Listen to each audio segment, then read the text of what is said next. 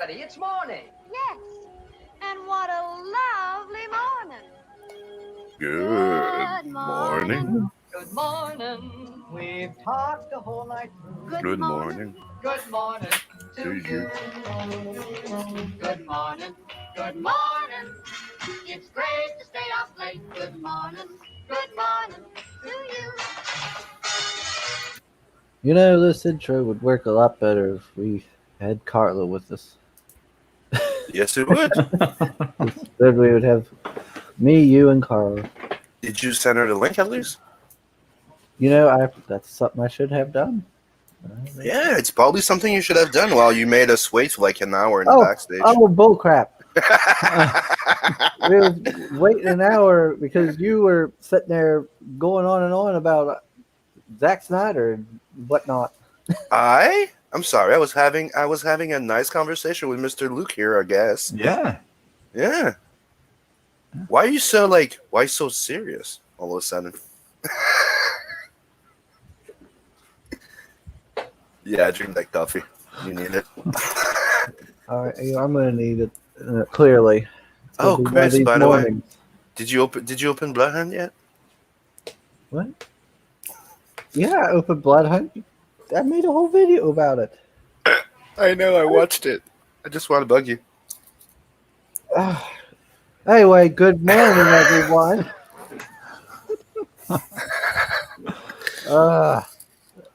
Soul here says, I was worried that I wouldn't make it on time today because an important meeting at my job took way longer than expected, but fortunately, you can always count on Chris being late. Yeah. See, I knew there was a reason Ring. I woke up late today. It was all for Soul. Yeah, on this one, we both woke up late. Like, I went to bed very early. Like, technically, I haven't went to bed. I just took a nap. Yeah, I am on my third day of my vacation, so I tried yesterday to change my sleep schedule around to a normal person's, and it backfired on me. Okay, so you're on vacation since 3 days? Yeah. Oh, yeah? Yeah, this is my third day. What is a normal person's sleep schedule? What is that? They tell me that you're supposed to be, Because it's 9 to awake 5. during the day.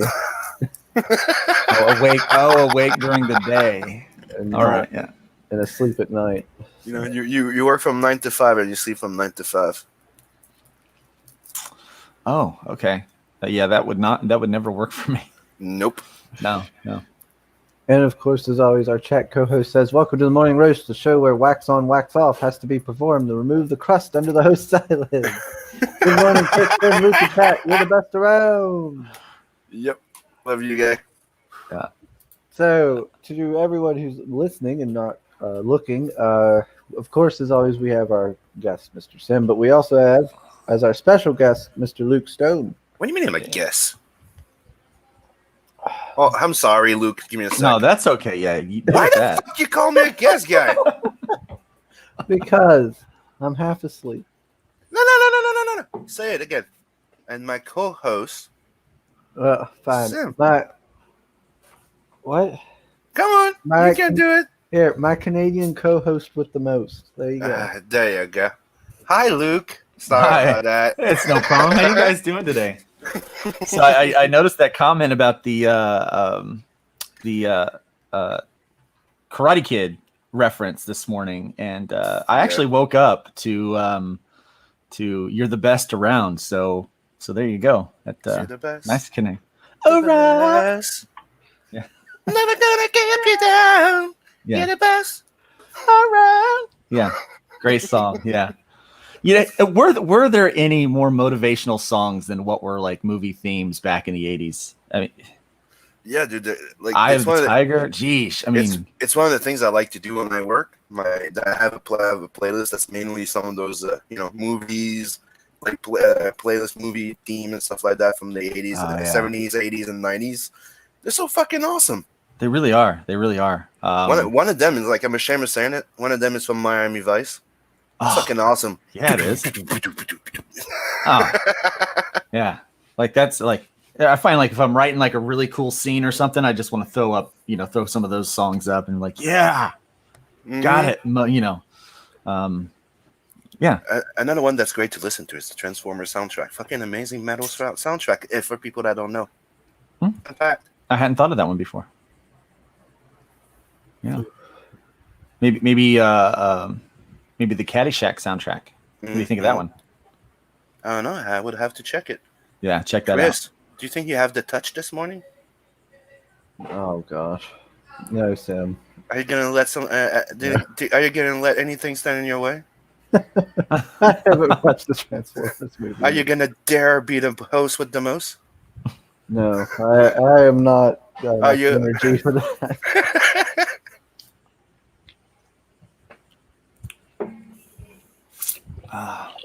But before we went live, Mr. Sim was discussing Wonder Woman. What was it, 1984? The new trailer that dropped? Yeah, but we're discussing more about the lack of the wonder in the woman. Oh,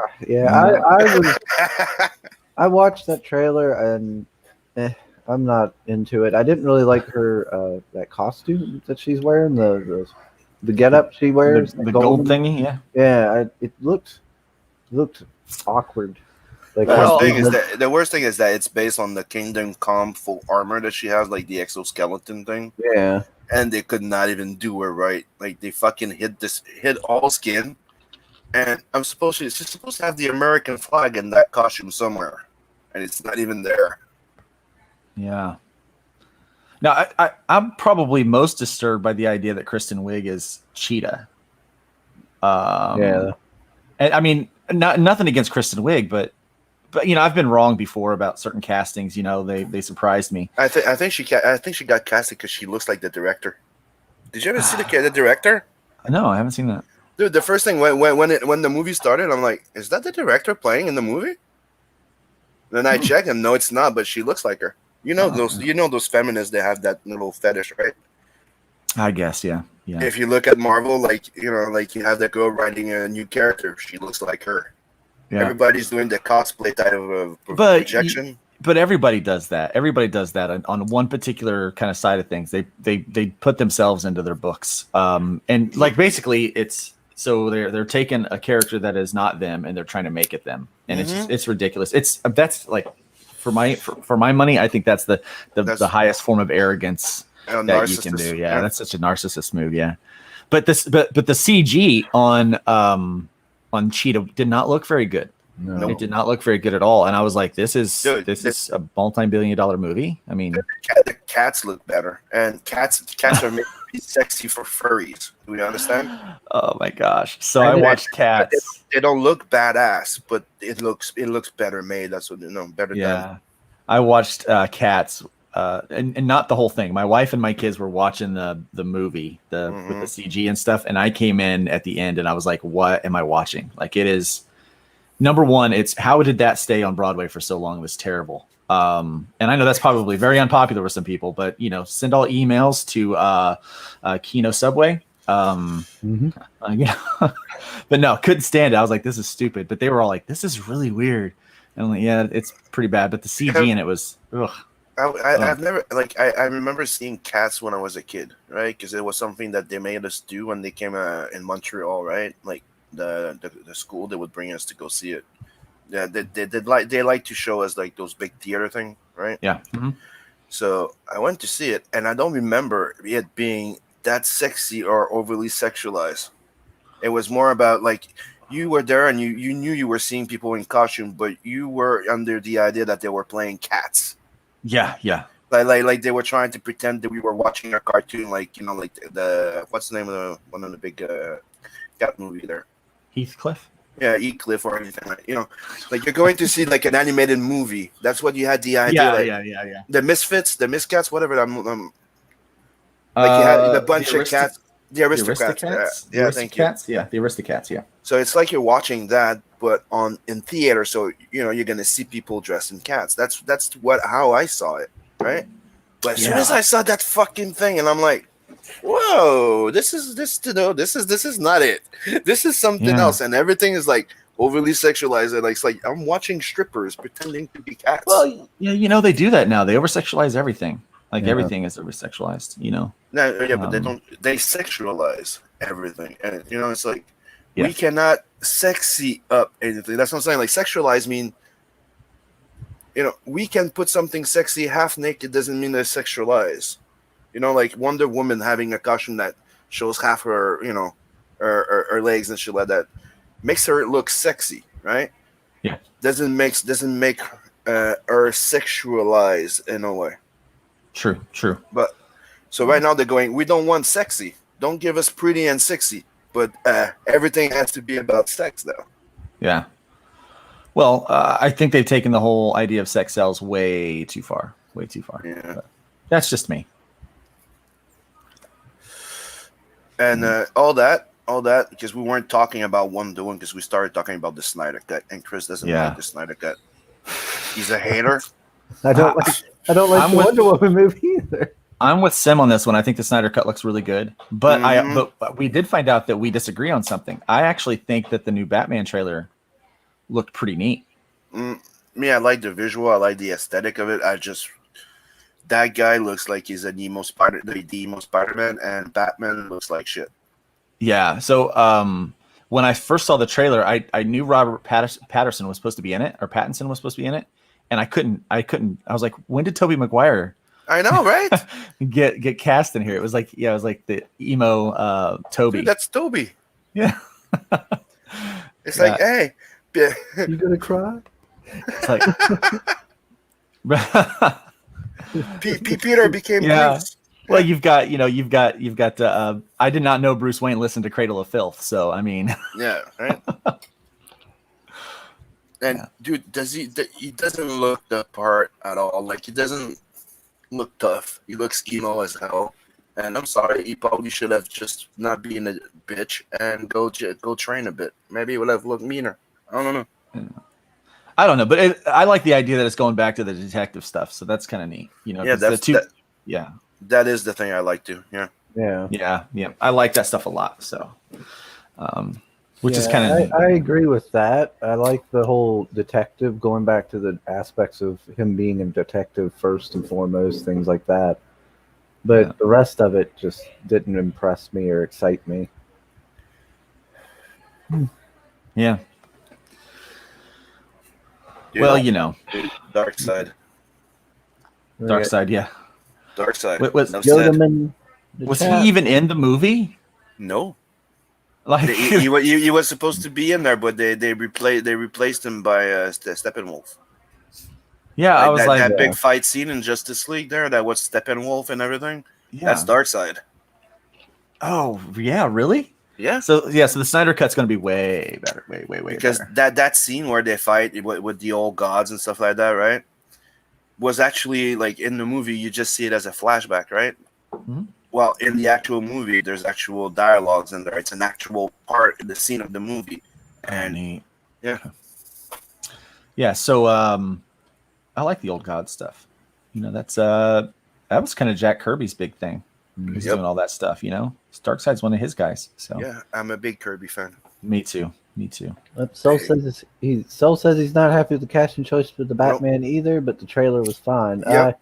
That was another thing. Like in the trailer, I only watched it once, but was there a guy with like a little shopping bag over his head or something? Mm-hmm. Yeah. And what is that? The Catwoman hat. That was fun. Yeah, I really don't like the fact that, dude, he looks stiff as fuck. When you see the Batman there, like he's just standing stiff, right? And you see the glossy of the helmet compared to the rest, and I don't know, something's just off. But I agree with you guys, dude. When I first started watching the trailer, I kind of like you'd say, I like the trailer, but I really don't like how they made the Batman and the cast. Dude, it's Tobey Maguire. It's like all over again. But I'll do this. I'll give him the benefit of the doubt. I want to watch him actually act the part and see if he can nail it. I'll try it. Because that was my thing with Batfleck. Ben Affleck took on the thing, and when I finally saw him as Batman, I was like, dude, he's old Bruce. Like he is. Like he's got the part. He figured it out. Like, and he did a good job. I never thought that I would see a Batman and go, Keaton's not the best one anymore. I'm not quite there yet on that one, but I think I really would love to see Ben Affleck actually in a Batman movie as Batman, his version. I think it would be really nice to see. Yeah, I think it'd be really really good to see. Dude, I'm sorry. I mean, it's like when even the Michael Keaton when he came in, right? You saw the costume, you're like, oh yeah, it's a cool costume. Yeah, When you saw Batfleck coming in, you go, oh yeah, that's Batman. yeah, that was the You're thing. The costume was really true to what I grew up with. Dude, the bulk he got, dude. You see him come in, like, oh, that's actually Batman. Yeah. And what was so funny is I remember them showing pictures about everybody else working out and stuff, and they show Ben walking out with a big cheeseburger. Mm-hmm. I'm like, well, he had to put on so much weight. He had to have so many calories to do what he did, you know? He had to bulk, and he did it pretty goddamn well, dude, because he Yeah. was not bulky. No. And he became a monster, dude. You look at him like, hi, Mr. Affleck. It's like, don't look him in the eye. Don't want him to punch me. If you don't want to end up being his next burger, shut the fuck up. Don't look at him in the eyes. Exactly. Yeah. So, we're talking about old gods and stuff like that. Isn't it your book about some gods, too? Yeah. So, I think it's called nice Hybrid. segue. Yeah, nice Right? segue there, man. Awesome. Yeah, so basically, and you don't have to play the video or anything. I'll just basically tell you what the video says. So it's just kind of a more theatrical version All right. with some voice effects and roar kind of stuff, you know. So basically, here's what happened. So about 10 years ago, or probably more than that, you know how, time has this weird kind of fluid thing when you're in comics, right? It was 10 years or 10 days. I'm not sure at this point. But I was having this conversation. Used to have these conversations with a mentor friend of mine. We would talk about weird things that were in the Bible. One of the things we talked about was in Genesis chapter 6. It talks about these sons of God or angels. They were coming down and they saw the daughters of men, and they were like, wink, wink, nudge, nudge, and they started having babies, right? So these babies were called the Nephilim. And what was really weird is that it wasn't just like a weird section in the Christian Bible, but like a lot of different major religions refer to this event that took place. These sons of God or angels having babies with the daughters of men and stuff. And so what was really kind of neat about that idea was that all of this stuff was kind of written about 1,500 years or more prior to the first writings of the Greek gods. And I found this reference to where a pretty good number of individuals who are a lot smarter than I am, they think that the Greek gods were actually exaggerations of real life Nephilim. So like these individuals like really lived, and what they did is they just embellished it a little bit, kind of like what we do on the news every week. And so I thought, well, that'd be kind of cool. So if guys were really big off of real individuals or whatever, and these people continue to have babies, I think it'd be kind of experts. So like if one or all of us here may have this genetic trait that would give us the ability, like what if some of that DNA was in us right now, and we could have the powers to like lift buildings or teleport or any of that really cool stuff, Like the principle of I remember a story was because we're not the extra 10% of our brain we don't use unlocks superpowers. Yeah, but I don't remember what it was, but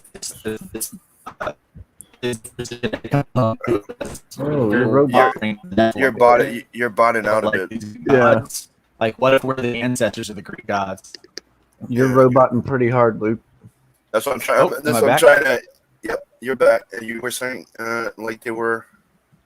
Yeah, well, it's Florida and the clouds are coming, so internet. That's fun. So, but now you're fine. Yeah. So like basically that 10% of the brain, like what if like there's a genetic component to it, and like if we had some Nephilim DNA, what if we're like ancestors were like these Nephilim or whatever, and so if like basically overnight people could start developing powers if something would happen. And so that's what happens. It's kind of the premise kind of behind the story, but really the main focus is the fact that people start developing these abilities, but then they start to vanish, not the powers, but the people. So we actually follow a group of heroes that are trying to find out who's taking these newly developed super people, and like where are they taking them and why are they taking them, and we really kind of, what we do is we see them kind of unearth this massive superhuman trafficking ring and stuff. And so that's what happens in this first arc of Trash Day. And so it's kind of, it's fun. It's really reminiscent of like the 90s kind of style books, because that's what I grew up on. And so it's a lot of fun. But the cool thing is, so I started this book 4 years ago, I think was a release date, because it came up on my memories on Facebook recently.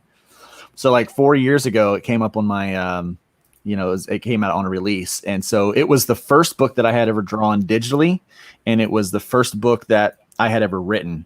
And so I did that in issue 2 kind of back to back, but then I had to take a break for a while. And so then I came back out with issues 3, 4, and 5 over the course of the last year and a half. And so one of the neat things is you can actually see the growth of my progress from issue 1 to issue 5. Which is kind of a rare thing to do in one volume, like one complete story, because mostly, you see that progress take place in a longer amount of time over more projects. But because I had this kind of lull and this break in the middle, you're able to see that all together, kind of neat. So what you're seeing is some of the pages that we've done on that. And I do have today, I just got news from Kanan. He said he should be finishing up the exclusive the art for the cover that he's doing for this Indiegogo, which is freaking Kanan is amazing. So I'm sure you guys know who Kanan White is. Oh yeah.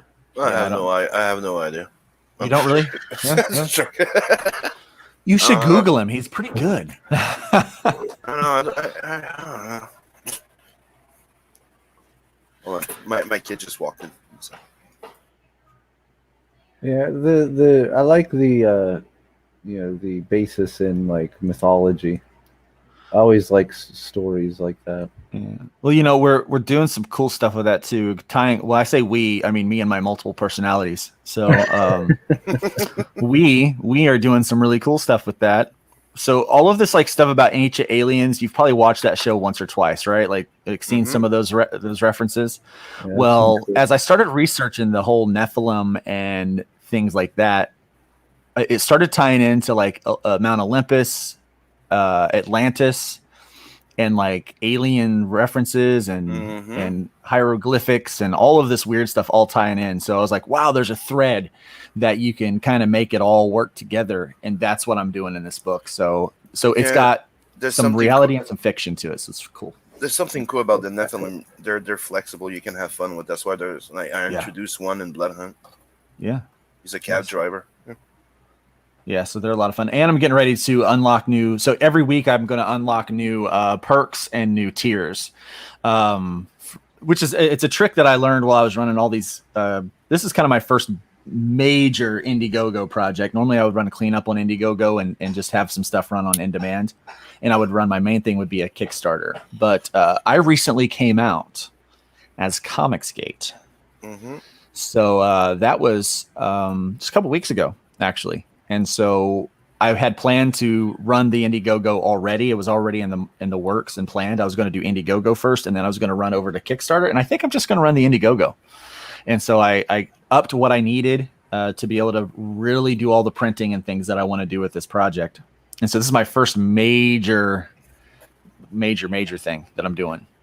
And but I'm taking some of the tricks that I've learned from Kickstarter, and hopefully some of those will translate over. So every week I'm adding a new perk, an add-on perk, and then I'm adding a new tier. And one of the tiers I'm adding this week is a piece of original art. So I do work digital, but there's a couple of things that I do. I'm taking some of my digital layouts and I'm actually printing those out on artboard, and I'm doing a physical pencil. And so I will be selling those pencils of those pages that I've done as different reward tiers. So that's kind of a cool thing. And so I'm going to unlock those every week, something like that every week. And then I'm adding the original 5 books that it makes up, the first 5 issues. I'm re-releasing new covers and stuff that you can get. And so you can add those, put those as add-ons if you've already gotten the book and you want these new collector's covers. You can add those. And then I've got this really big one, and one person's picked it up already, but I got this thing called a super box where basically you get everything that I've got with the exception of the original art. I can't people are going to have to purchase those if they want them, but with all the other perks and add-ons they get. Yeah. And so I'm only doing 25 of those because by the time it's all said and done with all the stickers and all the everything else that you're going to get, it's going to be probably $500 worth of value. But so for 25 lucky people, 24 more now, they can pick up the super box and get everything that's going to be in that campaign, which is pretty cool. So Jed has a question for you in the chat. Sure, got yeah. The hybrids floppies. Is this the same content? This is mostly the same content. So you're going to get the first 5 hybrids books in there, but you're also going to get some commentary. You're going to get the Serafina book is going to be in there, but I have an exclusive 5 pages that I've made for this only. So it's kind of like a Marvel end credit scene that you would get. And so that's going to be in there. It's going to be exclusive to this story. So you won't be able to get it anywhere else but in here. And so that is available in there, but there's also the extra commentary stuff. It's 128 pages right now, but if my first stretch goal at 8K, we're a long way from that. But if we can hit 8K, we're going to add in 12 more pages, and those pages will be guest creators are doing 2-page backup stories for me. So it will be more content that you'll get. So yes, it is the floppies, but then it's a lot more than the floppies that you've already got. So you say that you officially came out saying you're CG like a week ago. 2 weeks ago, I think. 2 weeks ago? Yeah, So, it's been 2 weeks. Yeah, it's been, Let's start by saying welcome to CG. And, Thank you. How did that go so far? Well, it's not. It's good, actually. It's good. So I have had the warmest of welcomes coming into into Comicsgate, and so there was a few reasons why I wanted to. Number one, I've always been Comicsgate adjacent, and I've always kind of aligned with the ideals. They're whatever people are saying on the one side about Comicsgate is just not true. Even the people that are Comicsgate adjacent, like, well, I don't want to be Comicsgate because of so and so said this or did that. I'm like, well, that's stupid. I wanted to. That's so and so. That's not everybody. Yeah, exactly. Mm-hmm. I wanted to say that I wanted to show that the majority of the people that I knew and have worked with in Comicsgate really aligned with the same kind of person that I was. And so I already had a reputation kind of in the middle road about the kind of individual I was and my inclusivity with working with people and my respect and professionalism with people. I just wanted to show people that Comicsgate, that is what we are. That's who Comicsgate is. And then the other thing to show was gain a whole lot more by aligning with this community or by saying, hey, I'm a part of this community than what you'll lose by saying you're a part of it. So that has been the truth. So over the course of the last 2 weeks, I've gained probably 600 or 700 new Twitter followers. I've connected with, hundreds of people that are actual fans that buy books and, have at least some small conversations with them, which is amazing. And then I've also been able to, just find new collaborators to work on this series and others with, I did lose an editor, but he's a great guy, still no hard feelings, but he got a lot of pressure to kind of leave.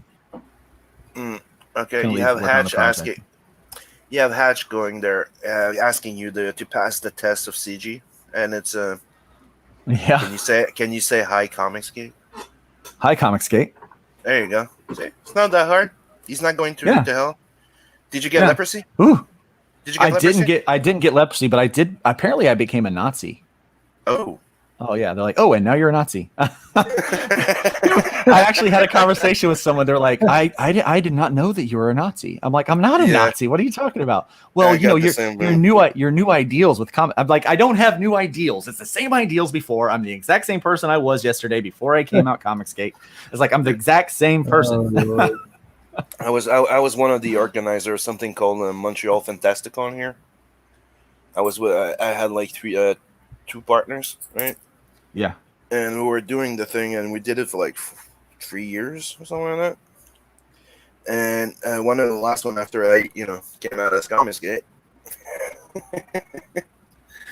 people didn't like it, so I ended up at the Fantasticon, and there was a few people that showed up asking me like, how could I fucking be friends or be on Ethan Van Sciver's? I'm like, what the fuck's wrong with Ethan Van Sciver again? Then they started going like, he's a racist and a Nazi. I'm like, do you have any proof of that? Dude, if you have a video, you have any fucking like proof that he's a fucking Nazi, that he said something like that he's a fucking racist, send it to me. Dude. And if it's true, dude, if it's true, yeah. What you're doing is you're wasting your breath with this, because that's facts, and facts is not something that they want to do with. But they prefer, they prefer their feelings, and facts gets away in the way of feelings. So I lost a lot of friends because of this shit here. Yeah, and I just told them to go fuck themselves, because they're like, oh, because you people conservative and you Trump supporters and that same fucking rhetoric, and I'm like, do you remember that you're still talking to me like the same guy as last year? Like, I'm fucking Canadian. I don't vote for Trump.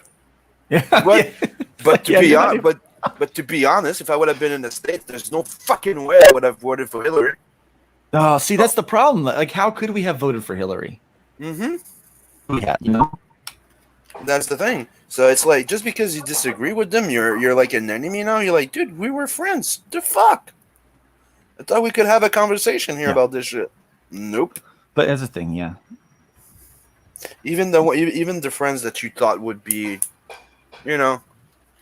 maybe not supportive, but no, you're just not friends with them anymore. You're like, oh well, I guess we were never friends. Yeah, it just doesn't happen. Nope. Yeah. Thanks, Jet Sable. She said she's checked out the books and she likes them a lot. So I love hearing from people that have gotten the books and have read them. And that's my favorite part of making a comic.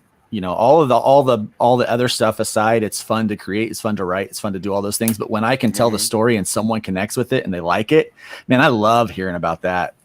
That's my favorite thing. And souls like Sim, they were probably French anyway. The worst thing is, you're right, and the worst one was the French from France, because I had a lot of friends from that side, and they all fucking shunned me and started, sending me messages. How can I support Cyberfog and shit like that? And I'm like, my answer to them was like, how can you not? Je suis Charlie. I am Charlie.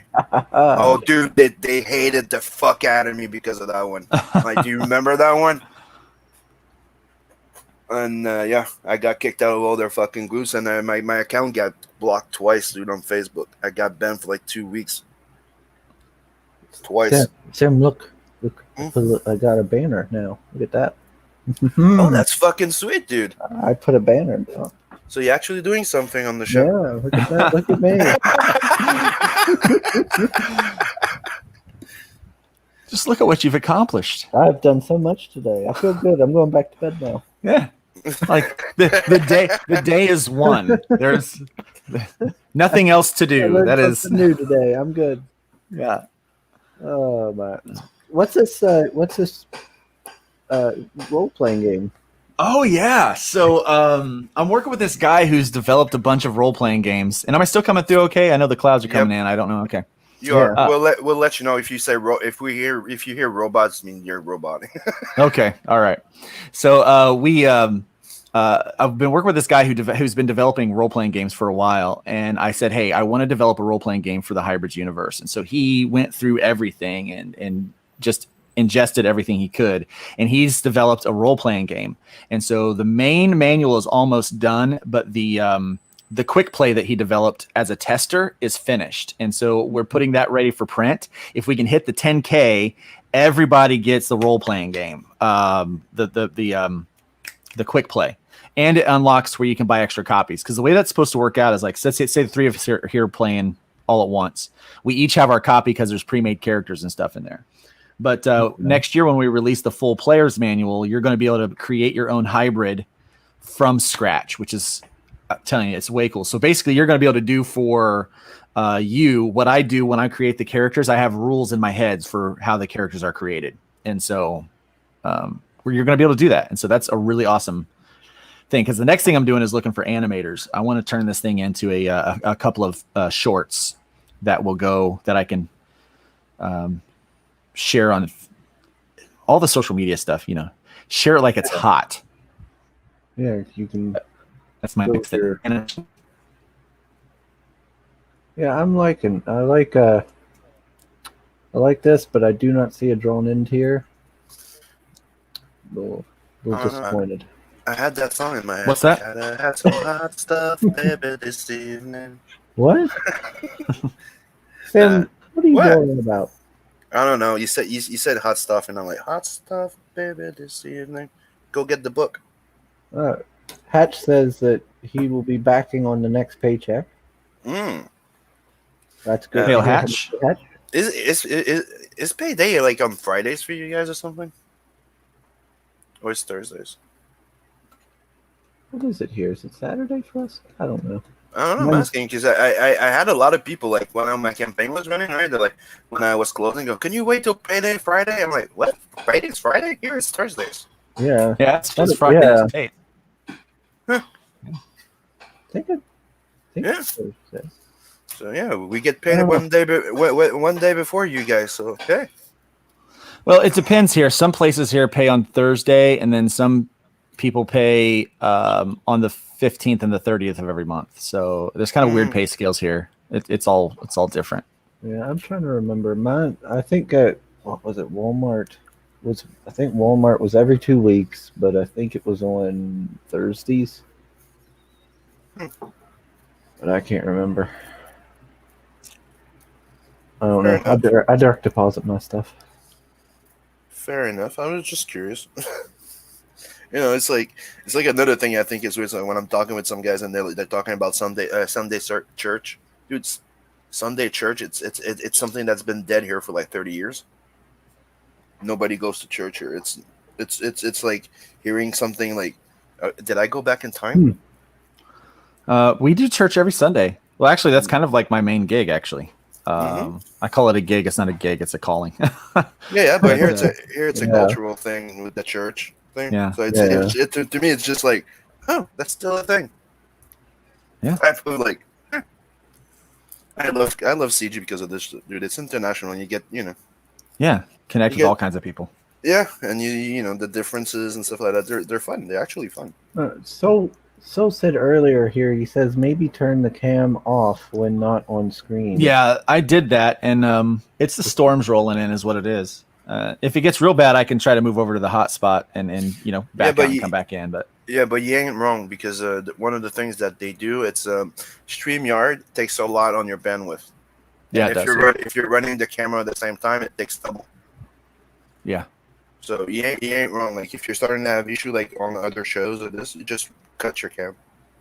Yeah. It'll help. Sim, there's no drawn end here on this campaign. I know. I was waiting for you to realize it. Well, it can't be because it's already finished. Right? Yeah. So I could draw a sketch of you on the back cover if you like. Do you want to be drawn as a French girl on a pinup, maybe? He'd make an ugly French girl. always French references. I don't know. He's hairy enough to be a French girl, but not enough to be a man. Man, more blows are going out right now. The in case you're keeping track, 2 times the deal. 2 times the deal with your shit today, Sam. Sam has him against the ropes in a 1-2 combo. Yeah, today it's Sims on top.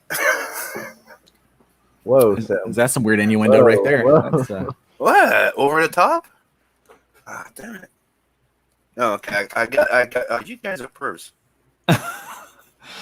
Not everything translates from one culture to the next. I know, right? It's like sometimes you translate word for word, and it takes a few seconds to go. Oh, okay. Yeah, I was watching this show. It was like this kind of eco challenge race Bear Grylls was doing. I was watching it on one of the streaming platforms yesterday, and they were swimming, and this lady says, "Oh, I'm doing it doggy style," and I started laughing. My wife knew that she meant she's doing it doggy paddle. Yeah. But I'm like, that's not what we call it here. We don't, we don't call it doggy style here. Doug And is telling so- me something else here. Yeah, and I'm laughing. I'm laughing like a prepubescent adolescent boy. Mhm. And Yeah, 40 there's- years old, and I still laugh at those things like that. So I think it's weird that you can go from one country to another, right? Let's just go from the U.S. to the U.K., right?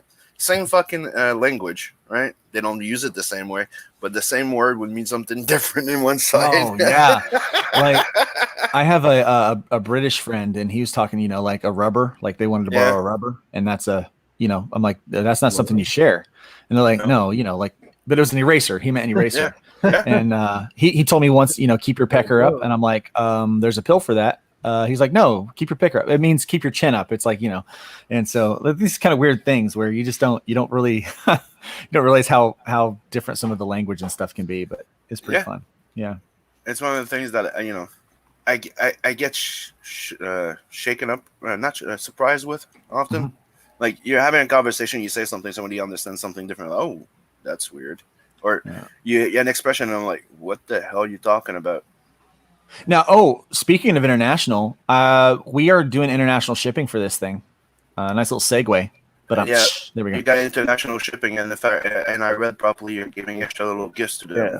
We are, yeah. So that because unfortunately with things with the post office going on right now, we can't bring shipping down. And I hate the fact that to ship international is going to be $25. And the book you can get for $25. So I don't feel like that's, that's a good value for our international people. So we're throwing extra stuff in there that won't bump the cost of the shipping up to the next level, but will add more value to that package. So you're going to get some other things. Basically, one of the things that, and I don't do a whole lot of sketches, Mhm. but everybody that is an international backer will get a hand-drawn sketch and a little note. So One of the included. one of the thing that Beacon did with Seven Legions for the international, it's he would he goes, it's double the price, so he gave them a second copy. Yeah. I thought that was it's fun to see that you have people trying to give a little extra to Yep. compensate for that extra shipping. I think it's great. Yep. So that's the plan, and so we're doing some really cool stuff with that. Those are extra little things that are that will not be in a collector's pack, or No, it's no, they won't be in the collector's pack. It's only for international shippers, and we're working on all that stuff, trying to get that. Because when I set the campaign up, I was like, man, this is not right. I can't do that. We can't really do a second copy, because if I do a second copy, it brings the shipping cost up even more, because it brings the weight up, because it's 128 Yeah. pages. If we hit the stretch goal, 140 pages, so that's got some weight to it. And so we're doing things like I'm doing little coloring books for people. We're doing the sketches. We're doing extra cards and stickers that are going to be specific for our international backers. And we are doing just a bunch of little cool things that we're going to stick in there. And so as I'm pack those as fat as I can get them and still be under that 25, still be at that $25 shipping cost. So you'll get a bunch of extras that I can squeeze in there. So it's fun to know that it's also exclusive to international. Mhm. So, yeah, we're getting special stuff, and you're not, because we're special. Well, that's good. It's good considering how much you're having to pay for shipping. I mean, you should get Dude, something. I know, dude. I'm almost at 50 campaigns now. And every campaign I back, it's double the price. yeah, it's hard to do that. Yeah. Mhm.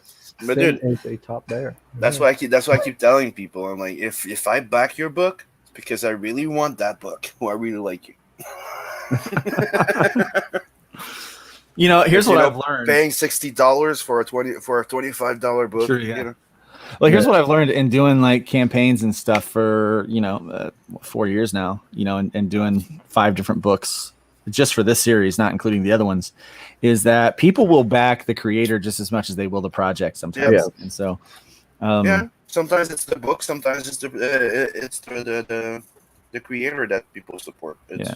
Yeah, and if someone's ever on the fence about the book, they're like, I kind of like it. Well, hopefully I can I can sway them by being a cool guy, as cool as I can be. Mm. I'm not cool. I know I'm under no misconceptions that I'm cool. My kids tell me that all the time. So Chris, I see that you're stuck on cover A. There's a cover B too. Well, gosh dang it, Sam. What? That's the fancy hollow foil one. that is the Oh, fancy sweet. holifoil right there. Yeah. And that Then one's we Scroll have the down so cover you can C see by the- Ken White. There we go. yeah. And Kanan told me he should be finishing up the art for that today. So hopefully I'll be making this big reveal with the cover art for cover C. And then I'll be putting together graphics and stuff for that so that everyone can see it. Hopefully, yeah, that should hopefully give you a boost there when Mhm. people finally see, what it actually Yeah. looks like and everything. Yeah. Yeah. Now it's going to get colored too, but obviously if I get the art today, I'm going to show that, but it won't have any colors, but I'm going to be hiring someone to get the colors done ASAP so that I can have that revealed fully by the end of the week. So what's in all these collectors packs? All right, yeah. So cool thing about the collector's packs is you basically get like some mini posters. I got all these classic posters that I have done, and I've got 12 different trading cards that I've had put together, and a sticker pack and a bracelet and all that kind of stuff. So the collector's pack will come with that. And then as we go, I'm going to continue to add extra things. So like we've got these backer goals. So if we hit a certain backer number, it will unlock another sticker for the sticker pack. So if you've already got something in your package that is supposed to be coming, like the collector's pack, one of those items, like a new trading card, will automatically go in the trading card set. A new sticker will automatically go in the sticker set. If I'm adding another classic poster, it's automatically going to go in the classic poster set. But I'm also going to be doing a set of posters called it's basically my homage cover set. I'm doing 5 different homage covers for the Hybrids universe, like for all 5 issues, and then those are going to be mini posters, and so that will automatically get added into the Ultimate Collector's Pack. But it will also be an add-on if someone wants to just get like that pack or whatever. So and the Ultimate Collector's Pack has a T-shirt option as well. So the packs will continue to grow the further along in the campaign that we get. And each one of the perk packages may even grow with what's in there. So like right now there's 3 stickers in the sticker pack, but if we can get to 250 backers, we'll have a total of 6 stickers in there. So we've got 3 more chibi stickers that are going to be added to the package there too, which are really, really cool. So yeah, and then the original art stuff will be added in. Periodically. So all the book is done and ready to print, even Yeah. the extra pages, right? So Yeah. all you would have to do is do those extra prints, or they're already done too. No, I don't have any. I'm just waiting for this thing to end to get my prints. So I do right now, the extra 12 pages, like all the other pages are done. Mm-hmm. They're all ready to go, but the extra 12 pages are actually being worked on right now because I've got different teams working on those 2-page backup stories. So you And technically only have those 12 pages to finish the book, and Yeah, after that, yeah, you're that's ready it, to yeah. print. Yeah, So everything's there- yeah. guys, nothing to worry about. Go get it. Come on. Yeah, it's ready to go. I mean, it's honestly, it's ready to go. The printer is, it will probably get me about a 2-week turnaround. Mm-hmm. So, 2 to 3 week turnaround for these. And so as soon as I hit those numbers and I know what numbers I'm going to need, I may even actually be able to get them printed before the money comes in from the campaign. So, And I see here you're intending on shipping on December. Hopefully, you'll do it a little bit before. yeah, the plan is to do it before, but I would rather I'd rather under promise, over deliver than the other way around, because I have the opportunity to extend this an additional 30 days. And so if that happens, then I'm, that kind of, I really want to add those extra 12 pages. Makes sense. Yeah, I really want to add those extra 12 pages. And I apologize. You probably hear my dog barking at the It's okay. UPS guy. It's He hates okay. the UPS guy. Oh my gosh, that guy. You'd think, yeah, he's the worst. But I really want to add those extra. Yeah, she's It's like, hey you, fuck you. Yeah. Exactly. hates that guy. So I really want to add those extra 12 pages, and so I'll extend it as long as I can so that we get an opportunity to add those in there, because there are some really great content from these guest creators. So somebody I work with Terraform Comics. So I started a company called Terraform Comics. One of the people I work with will be her first comics publishing thing, that her first published credit for a comic book is her 2-page story that she's doing. Oh. And then I'm working with a guy named Raj Man, who's having his pages drawn by Jim O'Reilly. Super excited to have those in there. And then I've got Brian K. Morris, Eric Hawkins, Todd Oldman, Nathan Mueller. Yeah, so I've got a bunch of different people, and kind of like, some young creators, some new creators putting that in there. And I really want to add those extra pages in. So I'll extend it as the other 30 days, hopefully, in order to be able to get to that number, so we can at least have that done. And just a heads up, I don't know if you heard about it, but shipping during the holidays, it's not recommended, because there's a lot of people that lost ship books. Just a heads up. Yeah, well, like I said, I've done probably 12 or 13 different campaigns and fulfilled, and I've shipped over the holidays before. And you didn't have an issue? I never had an issue with shipping over the holidays, but I don't go to the post office. I do everything at home, and I print out my labels and stuff here. So I've never had a problem with that. But I've heard that some people have had problems with it, but usually those people are the ones that are going to the post office and standing in line. I don't have to do that. So, well, good. See, yeah. It's always good to discuss those things. Yeah. I've been. Because it's one of the things that a lot of people were like, oh, we had horror stories. Like, a lot of books go missing or get lost, right? Yeah. The only thing I've been having trouble with lately is media mail shipping. So, well, they're not taking all the address or something. No, they're just taking a very long time to get it there. It used to be 2 to 7 days, and now it's like 2 to 30. You just never know when it's going to show up. But my plan is to have everything printed and in hand by even if I have to extend it, and hopefully I don't have to extend it. Hopefully I get enough people to back, to jump in on this before the end of the 30 days. And so I can hit the numbers that I would like to see to add those 12 pages. And that way everyone can get the book earlier. But I've worked in the promise date if I have to extend it to try to get that extra pages added. So, and I think everyone wants those extra pages too. So I think it'll be worth the wait. Yeah, especially when you're, the people that bought the originals, right? They want extra stuff if they want to buy the trade paperback. Yeah. Mm-hmm. Well, yeah, I mean, it gives them some new content. Yeah. And Jet is saying, you guys back this book. You're going to enjoy it. Back it. Thank you so much, Jet. Well, certainly 128 pages, $25 is certainly a good amount there. And Jet's been talking up that book for a little while. She really likes it. Like, she talked about it on the show with Carla, and it's not the first time I hear her talk about it. Oh, awesome! I really like this book. Well, Jet, if you back this one, make sure to send me a note, and I'll send you a note like that way I know it's, because I know sometimes our screen names are different than our actual shipping names and stuff. Let me know that it was you that backed it, and I'll throw something extra special in for all the hype that you're throwing people about this book. I want to thank you for doing that. I appreciate it. Yeah, Jet's a sweetheart, and she's a big comic book fan. Yeah. Hatch, my dog is a pointer lab mix, and so she is about 55 pounds, and her bark is way worse than her bite. She is, but she is a pointer. Yep. She points out that the UPS guy just drove down the road. That she does not like that guy. Oh my!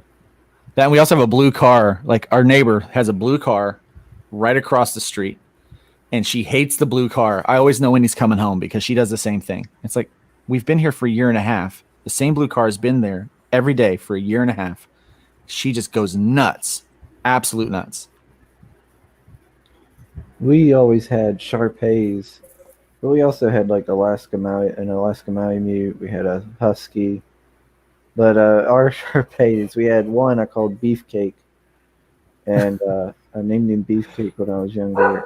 And he was our daddy dog, and he would bark at anyone who came, especially like family and stuff that would come near the house. So family wouldn't come to the house because they were all scared of him. But he was a big baby.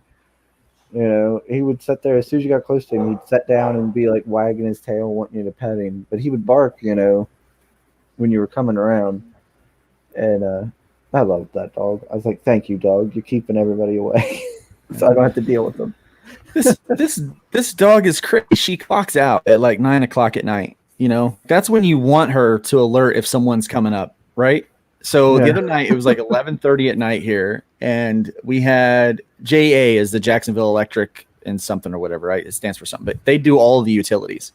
And we thought that maybe there was a water leak in the yard, and so he comes up at 11:30 at night, comes to the door, puts a tag on the door. He's walking around the yard, and I happen to be up and see it. This dog is sleeping on the bed. She's just not nowhere to be found. And it's like, come on, like your job is to notify me at night if someone's up and messing around. No. Blue car come home for lunch. She barks. UPS comes by to drop off something. She barks. Someone's walking around our house at night. Yeah, she's out. But that mailman. Screw that guy. Fuck him. Dude, did you see that little video on YouTube? Which is that you see the guy walking his dog from the other side, and somebody's holding his dog on the other side of the street, and the dogs are barking. And it's like somebody made the video. It's like, "Hey, no, what's your name? Hey, what's your name? My name's John. Fuck you, John. Fuck you." Yeah. That's pretty much it. Like, hey, you're on my turf. I don't like you. What the fuck you want? Get the fuck out. That, if I'm not mistaken, they say that dogs is like the male dog guards the ground, makes them react to the people on the ground, and the female would be the house. So as soon as somebody would get close to the house, it's the female that gets really aggressive, and it's something I've noticed in shepherds and pit bulls, rots. It's kind of a weird thing that they have their own territory to guard. They really do. They really do. Well, yeah. I got a question here about your campaign. Is there a 2-book tier? I don't have a 2-book tier yet. I do have a 3-book tier, and that's also the big package that has everything. But but basically you can make your own tier. Is basically if you want a second book, all of the books are also add-ons. Oh, okay. Gotcha. Good. Yeah.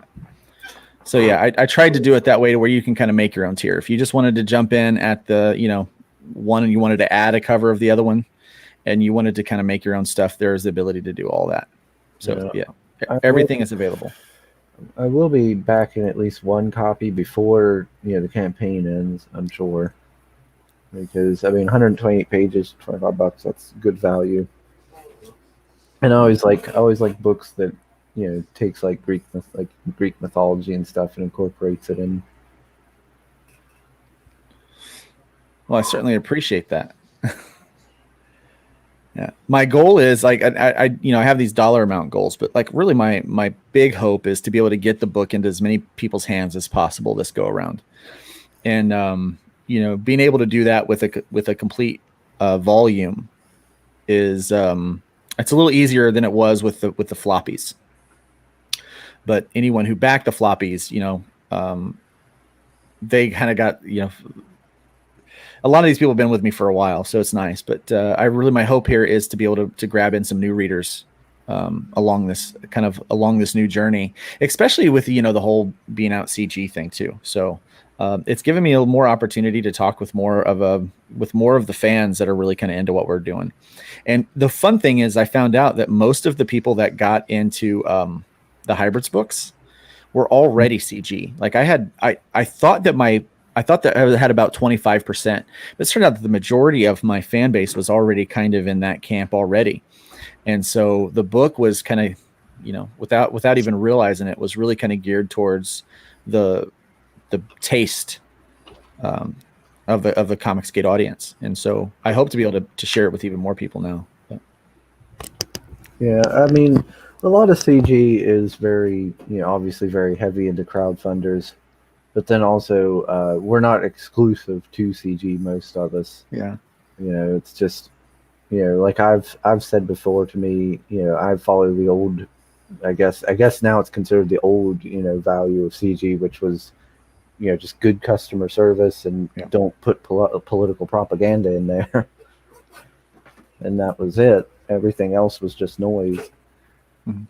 So, yeah, and that's kind of where I've been for a while. So it just made sense to make that switch and be a part of it. One thing, I knew that this campaign was coming out, and I didn't want people to think that I was just going CG to try to, grab more dollars. What they call griff. Yeah. Yeah, a cash grab. Yeah, that wasn't the point. I wasn't doing it for that, you know. So for the first couple, I didn't even promote really the book until really start heavily last week, a little bit like the end of last week, really trying to get it out there. I was sharing it, but at the same time, like when I first came out, I was still in the last few days of a project that I was working on as the artist for a book called Voodoo Nations. Okay. And so. Oh, okay. Voodoo Nations. I seen that one, and I was like, "What is that?" Yeah, yep. That's I was the artist on that one, and so that one we had a pretty good backer number. We had 278 backers, and a pretty good amount of money too. So that funded pretty well, and we're very excited about it. Because I was thinking about actually trying to contact. I was like, I wonder who the creators are. That maybe I should try to contact again one as guests. I want to learn more about this book. And then, yeah, but I've been getting so much. Like I've had people message me about coming on and stuff like that. So I keep being like 2 weeks ahead in terms of guests. Yeah. Well, I will let you know when the second issue is going to be coming out and when we're going to be crowdfunding for that one. So I'm sure you would like to meet Travis. Travis is a nice guy. So. And he's the writer of that book. Sim, what do you got there? Yeah, can you share my screen for a sec? I just came across this shit. What on earth is that? This just happened. The name is Cassandra. Cassandra Jones. My friend called me Casey. Casey Jones? What the flip? Yeah. Did they gender swap him? Yeah, that's the new Casey Jones. What? A power dyke. Sorry, a Power Raging Dyke. Oh my gosh. Yeah. And they wonder why we go CG. Mm-hmm. That's dumb.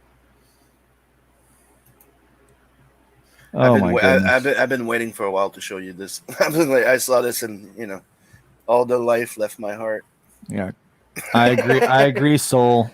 Quality over zealotry. Yeah. That is true, Soul. Yeah. Okay.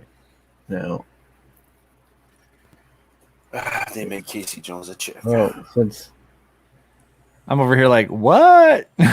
And the worst thing is that, if I remember, did I hear right that they also added a girl turtle again?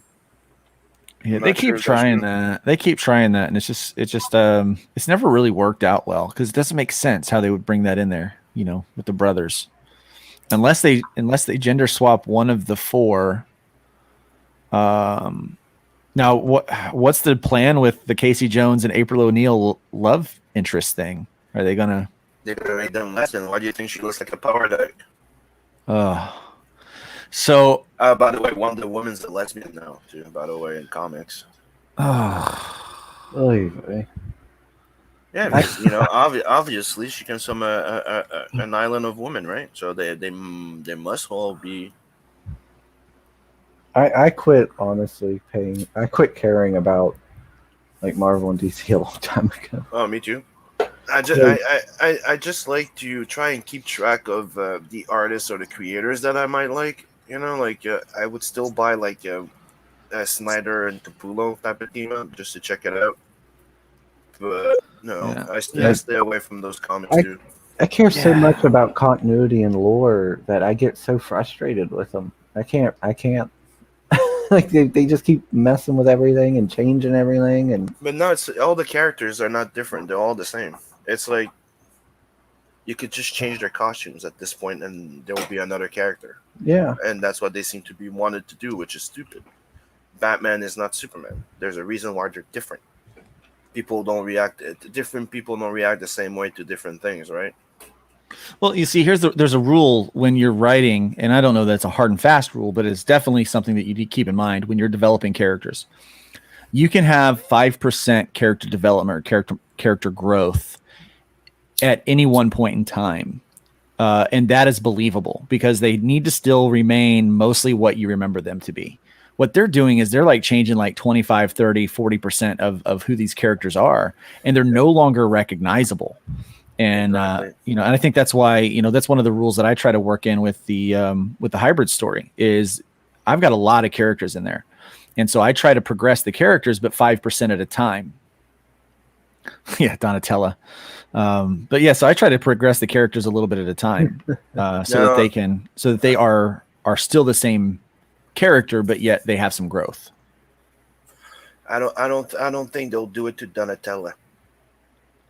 Donatello is technically a cock, so he'll stay there. The one that it will happen to that will get gender swap, it'll probably be Raphael. Because Well, I saw Raphael. They still have him as like a big guy Yeah. in that one, yeah. But they've made him the leader now. They'll probably Yeah, do I it to know. Leonardo. Yeah. What's the point of it, right? Yeah. Why would Raphael be the leader? Yeah, why Yeah. would he be the leader? It makes no sense. So let's take the leadership away from Leonardo and Yeah. emasculate him. Let's just put the stupid Raphael. brawn guy. Yeah. Like he ain't an idiot, but he is the brawn. Like he ain't the Yeah. clever. Yeah. The truth is, He's a big heart. I do not have a problem with strong female leads. Mhm. In fact, I gravitate towards those. I like those, those kind of Oh, yeah. characters. When they're done right.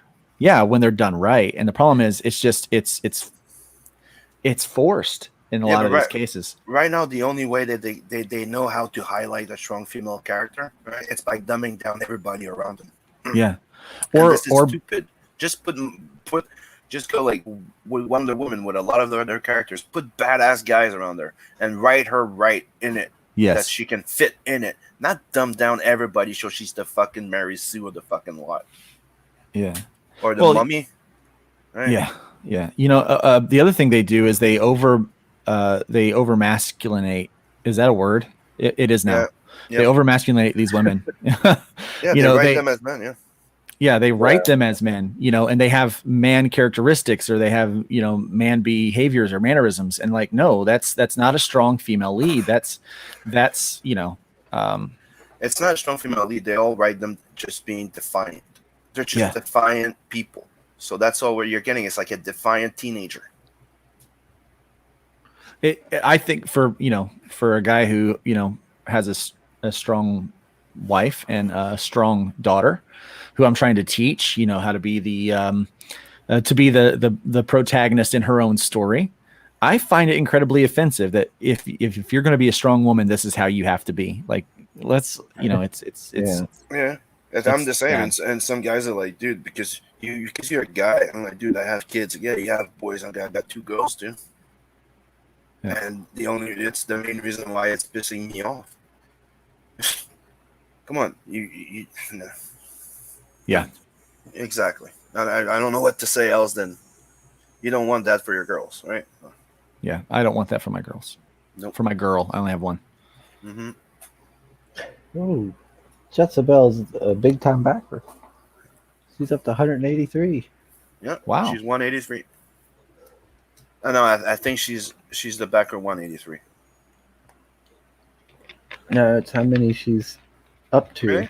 Okay. Because Soul asked her about her backing numbers. Oh. I'm Yep, glad I'm not the glad- only junkie. Nope. Nope. What am I up to? Let me look. Yeah, I'd probably back more if it wasn't of the international part of it. Yeah. You know, for me, 50 means 100. Yeah. I'm up to 193. Damn. Yeah, I'm not. So here's what's funny: for the majority of my career so far, I'm a super backer on Kickstarter. So I've backed a lot over there, and but now that I'm kind of switching over to this new platform, I've backed a few things, but I haven't backed a lot of things over there because I've backed a lot on Kickstarter, and so it's weird, kind of changing platforms, trying to build an audience, and all that kind of stuff. Learning, Which one do you what prefer? I prefer Indiegogo. Yeah, How to set up the page and how they work, it's way better. It is. I really prefer that. I like that they take the money out right away when people back, because right now on the last 2 campaigns, we've had hundreds of dollars drop off of the pledge count because people did not update their payment information.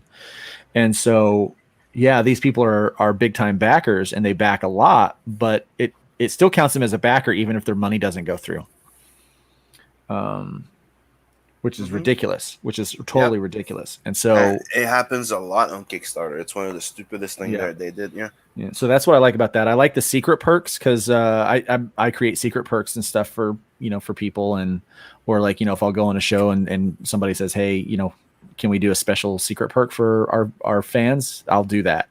So I like that I can do all of those things, and I like the add-ons, which are really, really nice and really help out a lot. So there's a lot about. And I really love the whole going in demand thing. The in demand thing is really, because I can keep that up as a store, and I've done well, kind of post campaign with the in demand stuff, and so I like all of those. Pardon me, I like all of those aspects of it. But it's been so hard to get traction. Like I'm sitting at like 32 backers right now on this one, where if I were on Kickstarter, I would probably already have 75 backers, but I don't know that I would have the same amount of dollars though, because over there you have to do like the low digital. You have to have like low amounts for people to get involved with, and it's really hard to do that when you're looking at a trade paperback that's got 128 pages in it, potentially 140. The $25 entry point I feel is very fair and very, that's good. But someone asked me, they looked at my campaign, it's like, well, where's your digital? So I had a digital up for a little bit. No one was looking at it. So I just took the digital off. If people want digital, I'll give them a link to it. But it just, you can't really have like a $5 level for people when you're doing a campaign with it's a trade paperback, for crying out loud. It's 128 pages, and so you need the money to pay for expenses. Yeah. And right now, if you look at a lot of Kickstarters right now, they're all taking the CG model for their campaigns too, for pricing. They are. Yeah, the ones that are successful anyway, that are like really bringing in the money. And I agree. Screw digital. Here's the thing: I will back digital on something if I don't intend to read the book. Yeah, that's pretty much it. Yeah. Yeah. If I really am interested in the book, I do physical. And so I'm trying this thing where I don't have the digital. Like if someone really wants to read the book, they're probably going to buy the physical because it's only $5 more. And if it's US, it's like, $10 shipping to make sure that everything gets there safe for you. And we're like, if they want the book, they'll buy it. I actually want people that want to read the book to have it in their hands and to read the story. So that's my, now that's going to be stuck in my head all day now, Jet. Let's get physical. I want to say fuck digital. Because that's the thing she said, like fuck digital. Let's get the physical. Yeah. So that's what I'm doing. So I'm trying that kind of something different, and really trying to build an audience for Indiegogo, because that's really where I want to host most of my stuff from now on. I've been asked if I'm going to do a cleanup on Kickstarter, and I thought about it, but if I can hit the numbers that I need to hit, if I can hit the 5,000, I'll go into in demand, and at least that, I'll stick that out. I think I really don't know the point if I'm in demand over there of even running it on Kickstarter at all. Just saying, if I back digital, then I didn't care for the project. I'm like, man, yeah, you make it. It is true that Sure, if you yeah. really want the book, you want the physical. But you have to admit that if you're backing like let's just say 10 projects, right, in 1 month, right, and you're international, You can't afford all that. you know, it becomes very expensive. So you get a bit more selective. Like, you know, sometimes you may not be interested in the book, but you really like the person, so you'll buy the digital. Mhm. Or sometimes you'll be very like, let's just say like, you want the Malin book, and Malin's about to close its fucking campaign, but you can't really afford buying the physical. Well, you'll buy the digital. Does he even have digital on his campaigns? No, I'm just using it as an example. Yeah, because he's one of the. I'm just using him as the example because he's one of the. He's known to close the campaign quick. Most people leave them in demand. He doesn't. He doesn't go in demand. Yeah, I Right, backed usually. Kickstarter once, and I got my book, but oh my gosh, it was so rough. Like everything felt clunky. Like you guys said, they didn't take my money out till like later. I had to email instead of like I had to wait for like an email from them to pick my cover or something, and I didn't see the email. Like I did not like my experience at all with Kickstarter, and I've noticed also when I was scrolling through, there's a big difference in how people on Kickstarter kind of do their campaign page versus how Indiegogo people tend to. It seems like. Another point I just want to add to what I was saying before on the. I hate digital. Okay, let me say that I fucking hate digital. I never read. Look, I bought the 100 pack of fucking Alterna there, 100 number ones, right, or something like that. There was 100 book pack. Never read one of them. I can't, right. But the thing is, the point that I said before, and the other point is, there is actually maybe like 30% or maybe 20% of the people that actually prefer having digital comics than the physical. It's a different way of thinking. Some people don't like having a lot of those books at home. They just like to be able to hold them in their computer and on their phones, and that's how they like to read. Some people just like to use those readers.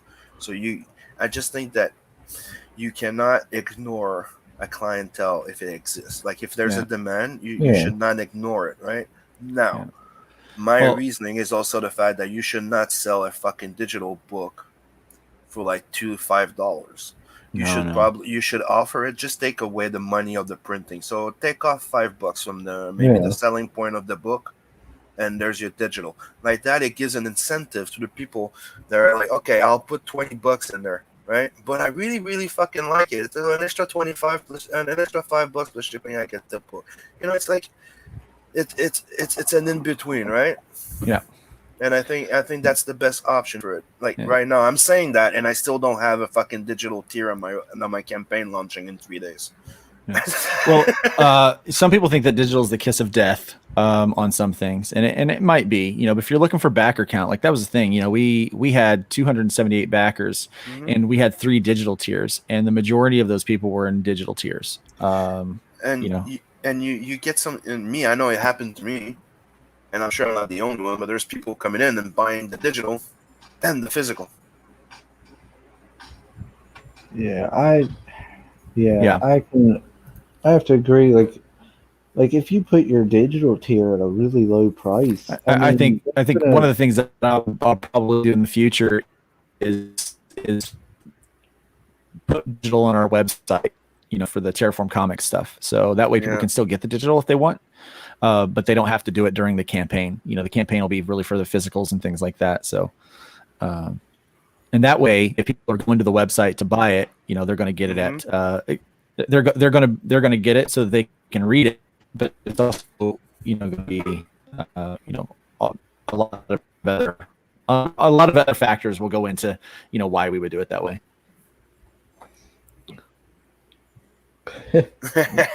Spawn figure. Dude, I didn't get it.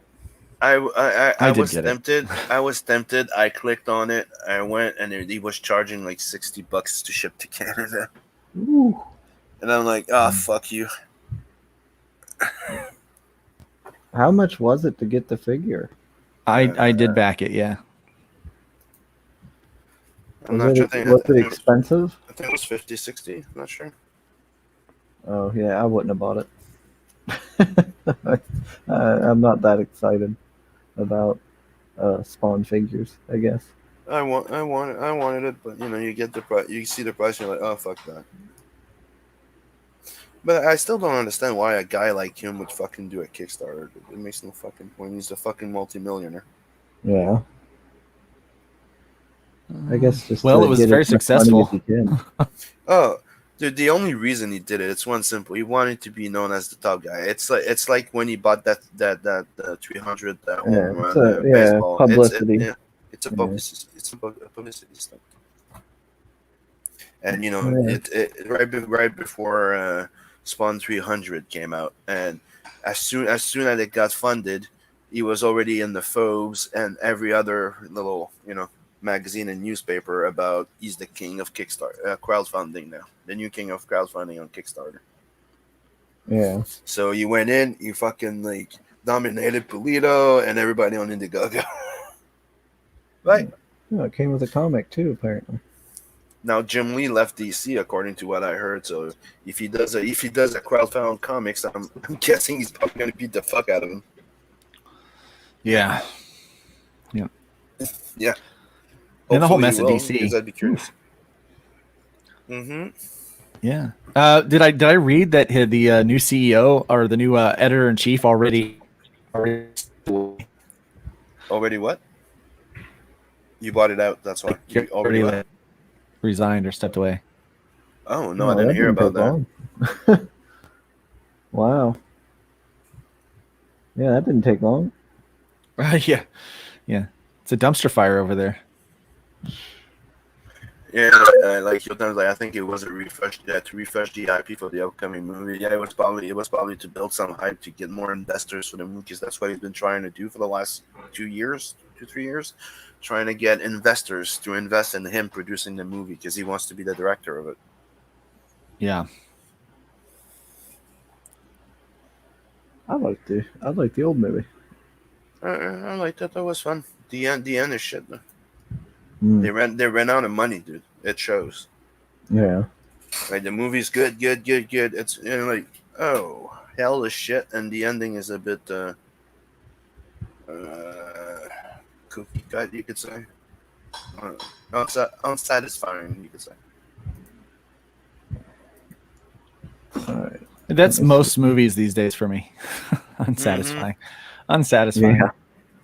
Yeah. And I'm talking. I'm the type of guy that can enjoy an eye candy movie with no story. I like all type of movies. Not everything has to tell you an epic or a love story or anything. Now you're going to watch a movie. They're all the same fucking recipe. Hey, here's a story. There's not supposed to be a love story, but they make a movie out of it. It's a love story. Right? They had to make Hellboy a love story with Liz, right? They had to, because they have to have a love story. Otherwise, girls won't want to go to movies. Oh, fuck off. Real girls don't give a fuck about having to have a relationship in a movie. They want a fucking story. Damn it. That's absolutely true. It reminds me of that Lego test they did a long time ago, and Ethan talked about it also a few years back. They made, and it's something that we learned when we're doing designs and stuff like that, right? We actually read that freaking report, and the study of like the difference between boys and girls and toys, right? And obviously, when we say boys and girls, it's like we know that not everybody's on the same side, right? There might be some exceptions, but in general, guys, when they play with an action figure, they play Batman, they want to be Batman, right? They don't care if Batman acts like them, talks like them. They're looking, it's kind of like the look up to type of thing. And the girls with their toys, it's like they need to project themselves into it, when they played with it. That's why they ended up that for girls, toys that would be like not identifiable that much would sell more, and for boys it's a different aspect, and that's the entire Lego study that came out. And they tried it and they came up with those play type of character Lego, and they were selling more, and the girls liked it. It's a proven marketable thing, right? And if you're looking at what's happening in all of Marvel, DC, and everything, all the characters are becoming meh. They're all like the same type of thing. Like it's a one mold with a costume on it. So, it's kind of seen that that's the type of aspect they want to go to, instead of just trying to offer like before in the 80s and 90s, right? But they were trying to offer things for everybody. We'll do girl toys. We'll do boy toys. We don't care if the girl prefer the boy toys. They can buy them. Who gives a fuck? It's just that this is the target audience. This is our target audience. Everybody can like it. What happened to that? Now everything has to be meh. It's like the communist cartoon there they put in Family Guy. Hey, we present you shoeless. Shoe and shoeless. They go well together. The end. That's pretty much every fucking Marvel and DC stories in comics, not in movies. Yeah, and I don't mind a love story if it goes well in the if it goes well in the movie or things like that. But but to make everything about that, like the whole Wonder Woman thing, they had to make that love story part in that Wonder Woman movie. But my point is, you can have a love interest without making it a love story. Like the Daredevil thing with Elektra, right? It was another good example. Yeah. They decided to make it out on Valentine's Day. They changed the goddamn movie into more of a love story. When you see the director's cut, there's a love interest. It's not a fuck. They didn't turn in where the main thing is their love story with Elektra. No, there's an actual crime that's happened there. It just happens that he has a love interest for Elektra. It's the same thing. Like the other day, I rewatched Aquaman. Right? It's done well, dude. With Mira, like it's not a love story. It's a love interest. And there's a little moment where they're in that little city there, where they're I feel fields of dreams for like a few seconds, like love is in the air everywhere, and for a few minutes, and they get attacked. And boom, boom, boom, boom, boom, boom. Like there's a love interest, and usually it either complements the main character. They become stronger together. Or there's something else, but now it's like no, it's all about that love story, and it also happens to have a few little things. But the love story, it's like Starbucks coffee, right? Way more important to talk about Starbucks coffee and being gay or not gay than actually fighting bad guys in a superhero comic book. No, leave us a fucking superhero comic books and start a fucking Archie comics about this shit. Yeah. And that will work. Trust me. I lost interest in like the movies, like the superhero movies, when now that humor started, like the quips and the humor started being put into it. I couldn't stand that way they talked and the constant little quipping, and I didn't like the humor. Didn't get into it. It's one of the things I think pulled me out of the first Avengers movie. Dude, it's a big thing. Most people are not buying the new comics; they're buying old shit. If they're buying Marvel and DC, they're buying the previous shit. They're been selling. Why do you think Marvel and DC have been reprinting that more than anything else? That's why they've got those throwback comics now. Yeah, they even said that they're thinking of going digital only. But no, the old books are still printing. Why? Because they still fucking sell.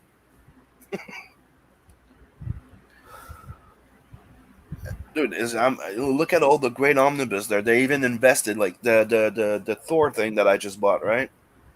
Not only did they reprint the entire Mighty Thor, they paid Steve Olive to recolor the entire fucking thing. They're investing more money in their reprints of the omnibus than they are in the actual production of the floppies. Yeah. Well, because that's what people want that old stuff. Because the new stuff is garbage. Yeah. Yeah, I did love that one.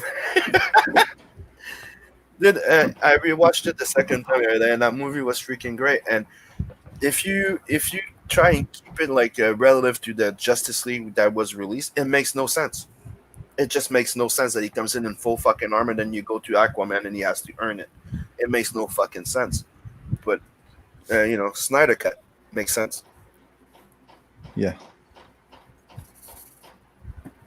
It just in the trailer you see there's a scene where he's talking to Mara and he just comes to ask for an armor and leaves.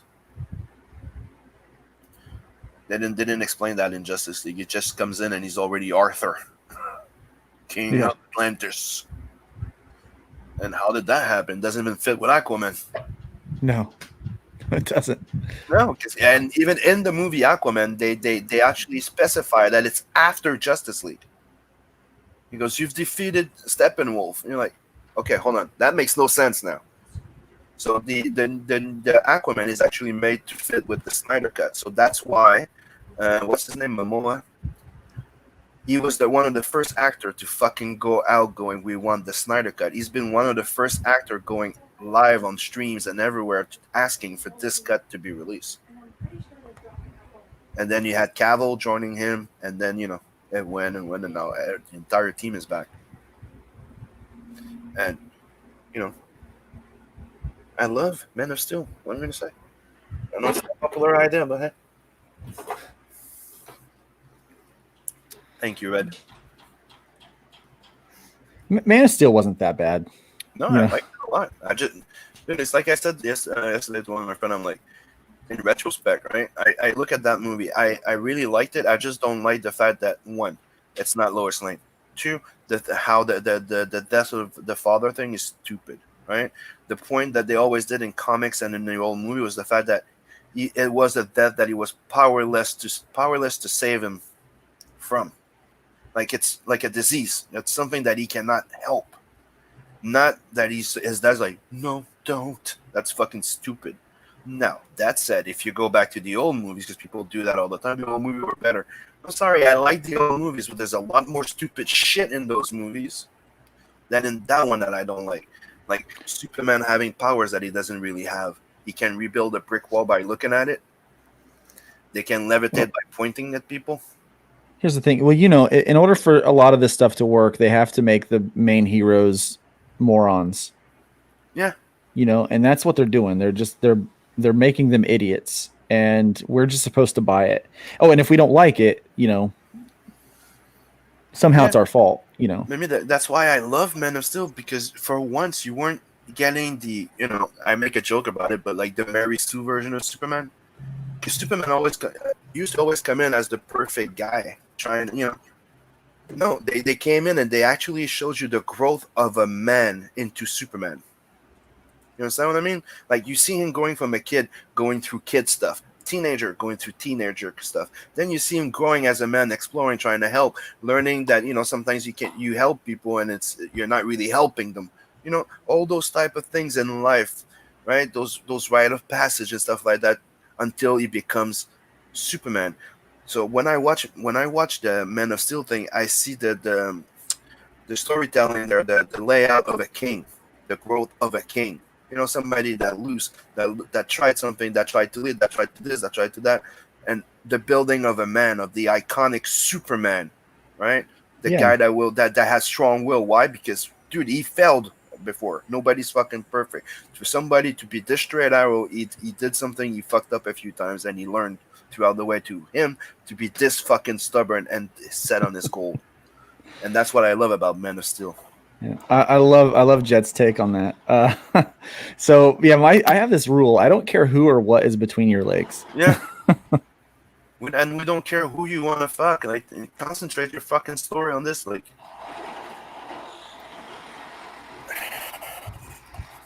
it's just, this is not Lois and Clark's Superman. We're watching Superman. Yeah, I like that. Yeah. Now Lois and Clark, I didn't care for that show because it was too much of a soap opera. If I wanted a soap opera, I'd turn on Days of Our Lives. I don't want to, I don't need to see Superman and I don't need to see that story. When it's Superman, I want Superman. Yep. If it's Batman, I want Batman. I think I like the human interaction. You know, I like the those parts of that make them, you know, kind of people. And it's nice to have a bit of that, but if that's the whole, you know, Dean Cain's a great guy, but you know, just showing up for 10 minutes, you know, a season in a Superman outfit doesn't make you Superman, you know. Mm-hmm.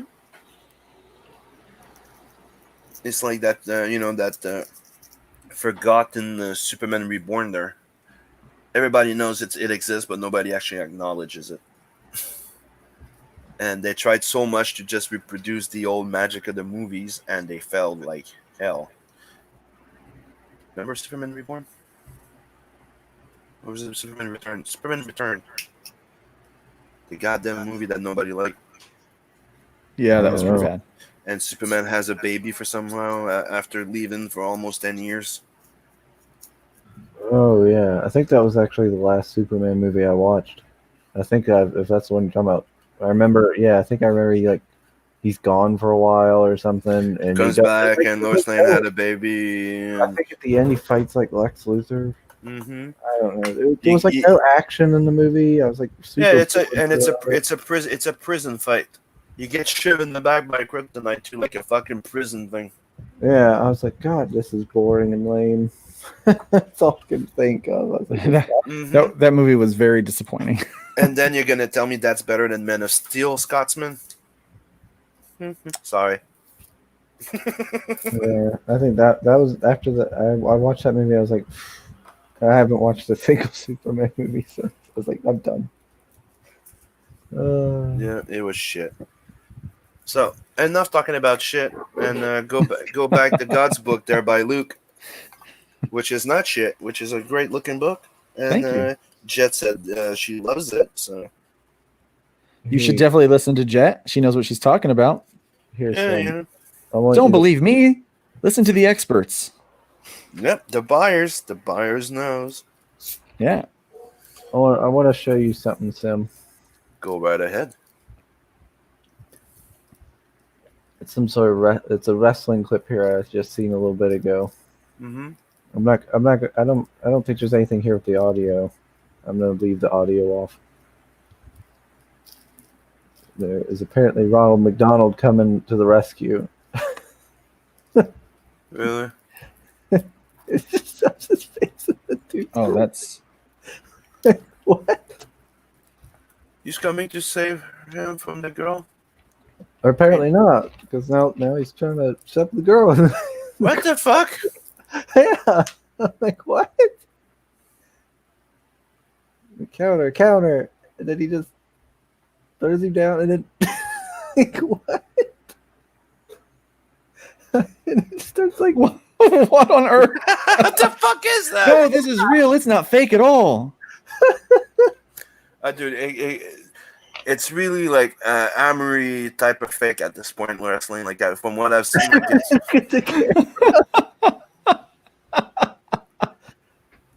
it's comedy more than anything. Oh my gosh! Spit Russ. Look at the camera.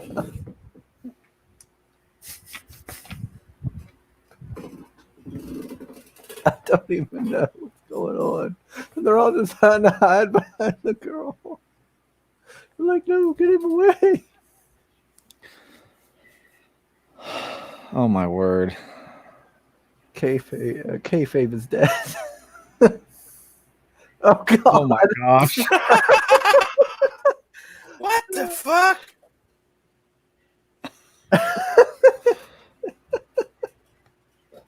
Oh my gosh. Wow. Well, that was interesting. Yeah, I didn't actually watch it all the way through. Okay, we just been taken out of YouTube. Yeah, I didn't know the last part there. That's a new type of blood sport, like you just said. Yeah. So I will say, see Jets, so that she is looking forward to more stories with Trash Man. Here's the cool thing. I have signed on a new editor. Her name is Piper. So you guys might have heard of her. I don't know. She's done quite a few things already. So she is going to be the new editor, and we are already working on the next arc. Issue 6 is kind of written, pending editor notes. And then we'll have issue 7, 8, 9 for certain. Trying to figure out how we want to do the issue break. So we actually may not get a full 10, a full 5 issues on this next arc. We may only get 4 issues on this next arc, but they'll be thicker issues. So all of that's done, and we'll start production on that probably October. October will be the official production date, and we'll try to get all of the issues done so we can release them, if not monthly, every other month, which would be really cool. Oh, so ask me, this might be an out of left field question, but do you fall asleep at the movies? How did you know, Saul? Yeah, I have, yes. Yes. Chris. What? Nothing. Thought I knew you. Fall asleep in movies. I have before. I've been at the theaters and fallen asleep because the movie was boring to me. Oh my gosh. What am I doing here?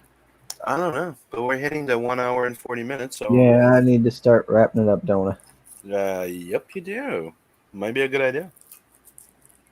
You know. And Before I do it, don't bring this go back hybrids. Yes, go back this book. Hybrids, the sons of gods. Trash day. That's the thing That's I could not remember. The That's my title. that's my I was like, voiceover, yeah. Oh, Like- could I have one final question? what? Yeah. Who is this gentleman in the background here with the red hat and gun? That guy is Rev. Rev is one of the non-super powered individuals in the story. So, Okay.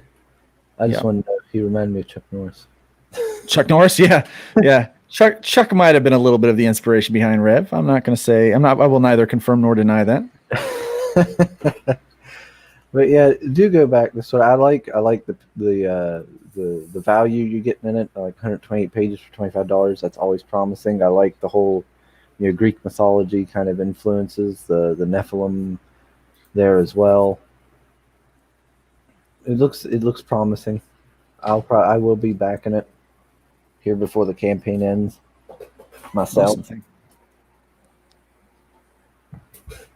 To answer Jet's question, yeah, we'll go floppies and then graphic novel again. And so we'll do the same thing with that. We'll have some additional backup stories that will be only exclusive to the graphic novel.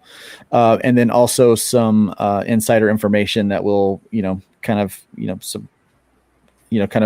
creator commentary about the different sections of this next book. So. All right, so I guess we will start wrapping up. Mr. Sim. Yes. Sub and like this channel. Come on, let's get more people into liking this channel. Chris, they're a great guy. And what's up to Delson Adverts launching in 3 days. You don't want to miss that. And yeah, All right. That's about it. All right, Mr. Luke. Yeah, follow me on Twitter at Luke Stone Studio. You can go to my website, lukestonestudios.com, and you can sign up for my mailing list there. And you can also get access to that Indiegogo page from that website, and also all my other social media outlets. You can find me there as well. Make sure to go by terraformcomics.com, sign up for the mailing list. That's going to be a lot of really cool information that you'll be able to get concerning not only this book and hybrids, but also all the other books that I have my hand in making and being a part of. So be sure to check those things out as well. Alrighty, and I am, of course, Mr. Kino Subway, and please do like and subscribe to this channel. We, of course, always do these morning shows every Monday and Friday. I also sometimes do reviews. My next one will be on SOS. It was requested by Yotam, and I apologize for the low energy today. I need to. Today. Shut up, Sam. I'll try to do better. The next one. I think I'm gonna probably go back. I'll probably go back to sleep here soon. You wuss. Yeah, I am. Thanks everybody for coming in the chat. thanks, Mr. Stone, for joining us today. It's my pleasure. My pleasure. We'll have to have you on again. Thanks, Sim, as always, for co-hosting, and Mr. Right. Soul for being in the chat and dropping links. I appreciate all of you, and I hope everybody has a good day. There. Have a nice